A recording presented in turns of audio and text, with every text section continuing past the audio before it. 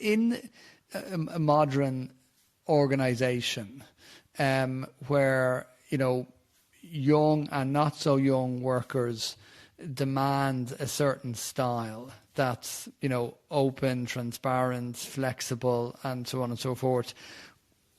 What are the pressure points between, the goals of the organization and the goals of, the people working there?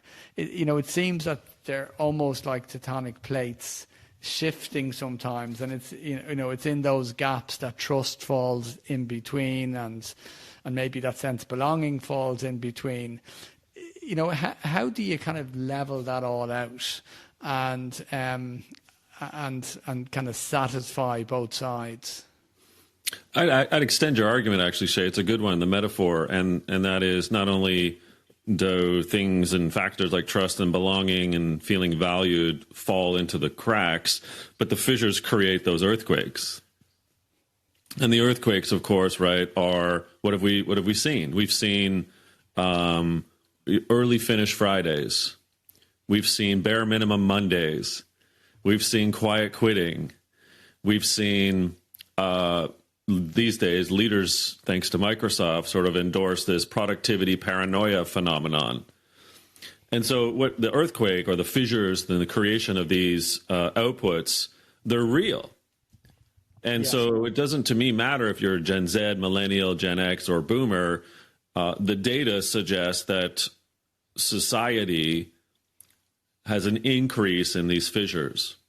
So those are, maybe TikTok memes that I just alluded to. But when we actually look at the data, you can see since the fiscal cliff collapse of 2008, 2009, that stress is up, that anger is up, that sadness and loneliness is up.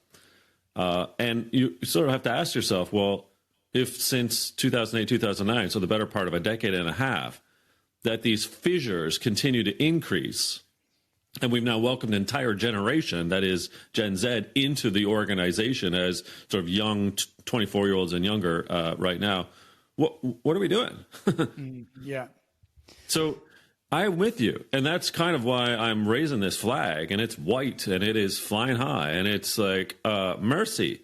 Like we need a different way. So to your kind of more poignant question, why? Well, that's what I'm trying to figure out. And so as I'm interviewing leaders and non-leaders, if I'm looking in different countries, it's more prevalent in North America than it is Western Europe. It's less prevalent in parts of Africa, quite honestly. Asia seems to be, particularly Japan, South Korea, off the charts with this level of stress and anxiety and burnout. So it's not uniform, but you can see in parts of the world that there's a lot of the same things happening. And so the question does become why. So is this the Wolf of Wall Street syndrome, i.e., is growth and the fixation, Shay, the myopia of growth, the cataclysmic result societally of what we're doing to people? And if it is, then maybe we should probably take a look at that. And if that is it, then perhaps we should be looking at some of these factors, saying, well, let's dial it back a bit and say, can we put the word human back in humane so we can be more humane in our relationships with our team members who we know have to do stuff in order to still grow, but at what cost?